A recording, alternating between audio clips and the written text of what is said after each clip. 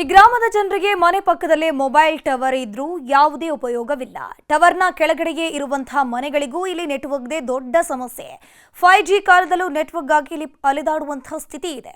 ಅಷ್ಟಕ್ಕೂ ಆ ಊರು ಯಾವುದು ತೋರಿಸ್ತೀವಿ ನೋಡಿ.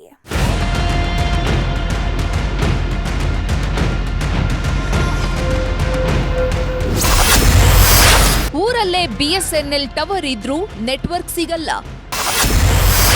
ಬಾಳುಗೋಡದಲ್ಲಿ ನೆಟ್ವರ್ಕ್ನದ್ದೇ ದೊಡ್ಡ ಸಮಸ್ಯೆ.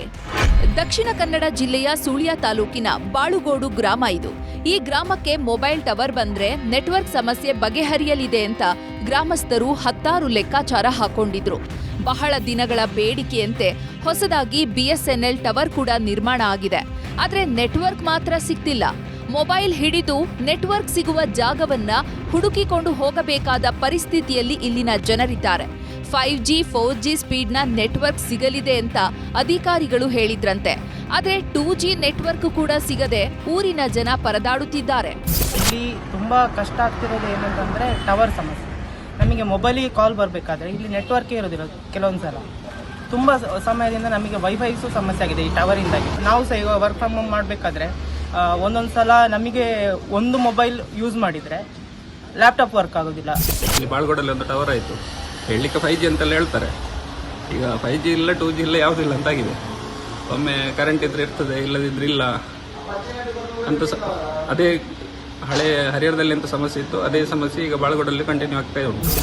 ಈ ಹಿಂದೆ ಹರಿಹರ ಪಲ್ಲತ್ತಡ್ಕದಲ್ಲಿದ್ದ BSNL ಮೊಬೈಲ್ ಟವರ್ನಿಂದಲೇ ಬಾಳುಗೋಡಿ ಜನರು ಫೋನ್ಗಳನ್ನ ಬಳಕೆ ಮಾಡ್ತಿದ್ರು. ಈಗ ಊರಿಗೆ ಹೊಸ ಟವರ್ ಇದ್ರೂ ಕೂಡ ಇಲ್ಲದಂತಾಗಿದೆ. ಕೀಪ್ಯಾಡ್ ಮೊಬೈಲ್ಗಳಿಗೂ ನೆಟ್ವರ್ಕ್ ಸಮಸ್ಯೆ ಕಾಡ್ತಾ ಇದೆ.